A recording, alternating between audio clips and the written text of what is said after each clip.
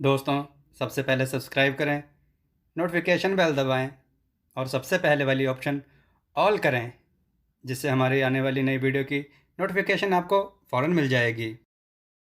जय श्री राम भक्तों। दोस्तों, ये कहानी दान के विषय में है। गौर से सुनकर लाइक जरूर करिएगा और इसे शेयर जरूर करिएगा और इस कहानी में बताई हुई बातों पर गौर जरूर करिएगा। चलिए कथा की ओर चलते हैं। आज की कथा है दानी सेठ को क्यों जाना पड़ा नरक। आइए कथा श्रवण करें।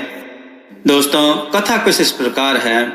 दोस्तों, जब हम छोटे थे तो घर वाले कहते थे कि बेटा हमें दान धर्म करना चाहिए, किंतु दान करने से पहले पात्र और कुपात्र का चयन जरूरी करना चाहिए। कहीं ऐसा ना हो कि हम जिसे दान कर रहे हैं वह इसका कोई गलत उपयोग करे और हम पुण्य की जगह पाप के भागी बन जाएं। दोस्तों, यह सब बातें सुनकर मेरे मन में विचार आता था कि कौन पात्र है और कौन कुपात्र, इसका कैसे पता चले। तो इस विषय में दादी द्वारा सुनाई गई एक कहानी मैं आपके समक्ष रख रहा हूँ। गौर से सुनिएगा। बहुत समय पहले की बात है। एक नगर में एक सेठ रहता था। वह बहुत ही दानी था, धर्मपरायण भी था। गरीबों की मदद करना और यथासंभव दान देना उसका एकमात्र ध्येय था। एक बार शाम के वक्त वह मंदिर से बाहर निकल रहा था। इतने में उसके सामने एक आदमी आया। उसके कपड़े फटे हुए थे और वह बहुत ही दीनहीन अवस्था में लग रहा था। सेठ जी ने पूछा, क्या हो गया भाई, तुम यहाँ ऐसे क्यों खड़े हो? तब वह व्यक्ति रोते हुए बोला, मेरे घर में 3 दिन से मेरे बच्चे और पत्नी भूखे हैं। हमारे घर में अनाज का एक दाना भी नहीं है। पिछले कई दिनों से मेरे को कोई काम नहीं मिला, जिस वजह से मेरे पास पैसे नहीं हैं और मैं अपने घर राशन नहीं ले जा पाया। और अब हालत यह हो गई है कि 3 दिन से मेरे बच्चों और पत्नी ने कुछ नहीं खाया है। मैं भी भूख से तड़प रहा हूँ। क्या सेठ जी आप मुझे कोई काम दे सकते हैं? बदले में बस थोड़ा सा अनाज दे देना, जिससे मैं अपनी पत्नी और बच्चों का पेट भर सकूं। सेठ जी को उसकी बातों पर बड़ी दया आई। उन्होंने अपनी जेब में से हाथ निकालकर तुरंत 1000 रुपए दे दिए। वह 1000 रुपए लेकर वह आदमी बड़ा खुश हुआ और कई दुआएं देता हुआ सेठ जी को वहां से चला गया।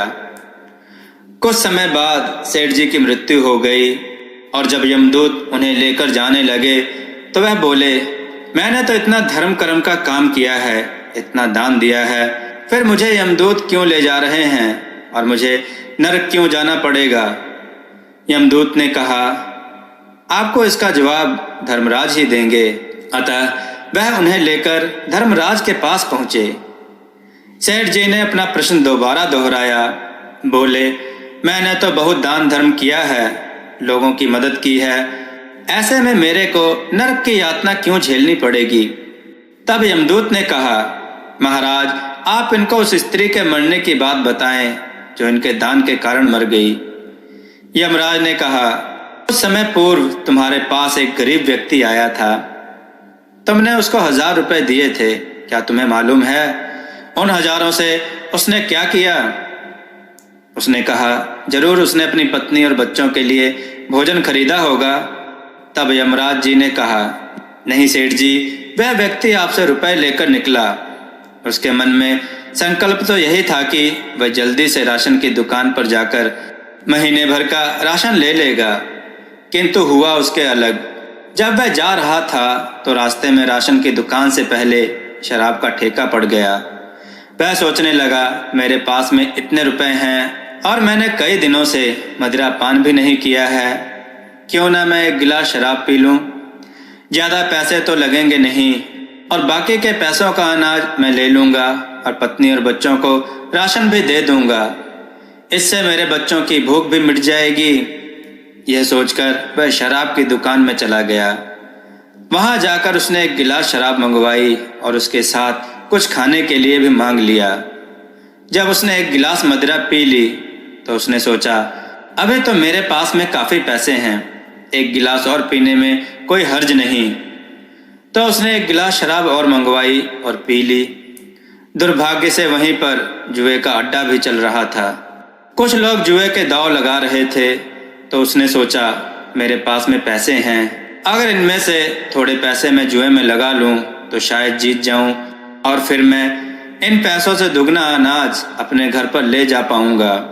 इसे 2 महीने या 3 महीने का अनाज तो हो ही जाएगा और इतने समय में मैं कोई ना कोई काम रोजगार जरूर ढूंढ लूंगा। यह सोचकर उसने कुछ पैसे जुए में लगा दिए, किंतु दुर्भाग्यवश वह जुए में भी पैसे हार गया। उसने सोचा चलो एक बार और लगा लेता हूँ, हो सकता है अब की बार जीत जाऊं। एक दाव और लगाया, फिर और लगाया, फिर और लगाया। इस प्रकार से वह लगभग सारे पैसे हार गया। शराब का नशा, जुए की हार और अपनी की हुई गलती के कारण उसे बड़ा पछतावा हो रहा था। घर पहुंचा तो पत्नी ने कहा, क्या तुम कुछ कमा कर लाए? वह शराब के नशे में था। पत्नी ने जब उसे शराब के नशे में देखा तो आग बबूला हो गई। बोली, यहाँ तो हम 3 दिन से भूखे मर रहे हैं और तुम हो कि शराब पीने के लिए पैसे मिल गए। तुम्हें जरा शर्म नहीं आई कि घर में तुम्हारे छोटे छोटे बच्चे भूखे हैं? वह व्यक्ति पत्नी की इन बातों को सुनकर और शराब के नशे में होने के कारण बहुत तेज से गुस्से में आ गया और उस गुस्से में उसने अपनी पत्नी को बहुत बुरी तरह मारा। 3 दिन से भूखी पत्नी और उस पर अपने बच्चों की यह हालत देखकर वह स्त्री बुरी तरह से टूट गई। वह उसी समय घर से निकल गई, मगर यह आदमी शराब के नशे में होने के कारण पत्नी को मारकर सो गया। इधर पत्नी गुस्से में बच्चों को लेकर ट्रेन की पटरी पर चलने लगी कि आज तो यह जीवन की लीला ही खत्म कर दी जाए। जहाँ एक पिता को, एक पति को अपने भूखे बच्चे और पत्नी नजर नहीं आए और शराब और जुआ नजर आया, ऐसे में जीकर हम क्या करेंगे? इससे दुखी होकर वह पटरियों पर दौड़ने लगी। ट्रेन आई और उन सबको कुचल कर चली गई।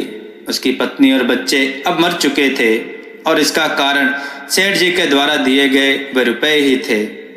अगर सेठ जी ने उस समय उस व्यक्ति को रुपए ना देकर कुछ अनाज दे दिया होता तो शायद उस आदमी के पत्नी और बच्चे जीवित होते, किंतु सेठ जी के द्वारा दिए गए रुपयों के गलत इस्तेमाल के कारण उस औरत और उन मासूम बच्चों की जान गई थी। इसलिए इस पाप के भागीदार सेठ जी हुए।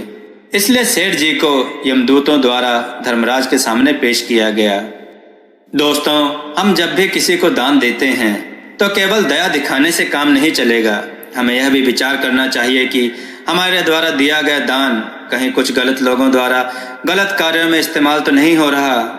हम लोग अक्सर रेड लाइट पर या किसी भी सिग्नल या मंदिर, मस्जिद या चर्च के आगे, कभी मार्केट में हमें भिखारी, छोटे छोटे बच्चे, औरतें नन्हे नन्हे बच्चों को लेकर घूम रही होती हैं और भीख मांग रही होती हैं। आपके द्वारा दिया गया दान उन नन्हे नन्हे बच्चों को उनके माता पिता से अलग करने का काम करता है। कारण यह है कि जब आप दान देते हैं तो यह उनके लिए दान नहीं, यह एक बिजनेस है, भीख मांगने का बिजनेस। इसके जरिए वह लोग अच्छे घरों से या गरीब घरों से कहीं से भी बच्चों को अगवा कर लेते हैं और फिर उनके ऊपर जुल्म किए जाते हैं। उन नन्हे नन्हे बच्चों को उनकी माँओं से उनके घर से उठा लिया जाता है। उन्हें सिर्फ भीख ही नहीं मंगवाई जाती, उनका मानसिक और शारीरिक शोषण भी किया जाता है। उनको तपती दोपहर में नंगे पैर सड़क पर छोड़ दिया जाता है। उनके हाथ पैरों में जख्म लगा दिए जाते हैं। उनको बहुत ही बुरी स्थिति में रखा जाता है। कभी कभी उनके हाथ पैर काट दिए जाते हैं। इतना करके उनको सड़क पर भीख मांगने को छोड़ देते हैं। ऐसे में उनकी दयनीय स्थिति देखकर हम अक्सर उनको पैसे दे देते हैं। वह पैसे उन बच्चों के काम नहीं आते, वह उन गिरोह वाले लोगों के काम आते हैं जो इसे बिजनेस की तरह चलाते हैं। उन बच्चों की स्थिति में कोई अंतर नहीं आता। यदि आप उन बच्चों को बचाने भी जाएंगे तो उनकी पहुंच इतने तगड़े लोगों से होती है, पुलिस वाले, नेता और भी ना जाने कौन कौन से इसमें शामिल होते हैं और उन बच्चों के ऊपर जुल्म होते ही रहते हैं। सड़क पर भीख मांगने वाले किसी एक बच्चे को या कोई औरत अगर छोटे मासूम बच्चे को लेकर घूम रही हो तो आप इस चीज को मानकर चलें, वह बच्चा उसका नहीं, उसका है ही नहीं। वह बच्चा उसने किसी का चुराया होगा, क्योंकि माँ अपने बच्चे से खुद भीख नहीं मंगवा सकती। इसलिए जब भी आप दान करें तो यह सोचकर करें कि आपके द्वारा किया गया दान कहीं किसी के कष्ट का, किसी की मृत्यु का, किसी के घर के चिराग का अंत तो नहीं कर रहा। दोस्तों, आपको यह कथा कैसी लगी? अपने विचार और सुझाव कमेंट में जरूर दें। हमारी कथाओं को लाइक करें, हमारे चैनल को सब्सक्राइब करना ना भूलें। हमारी कथाओं को शेयर जरूर करें जिससे लोगों को अच्छा ज्ञान प्राप्त हो। जय श्री राम भक्तों।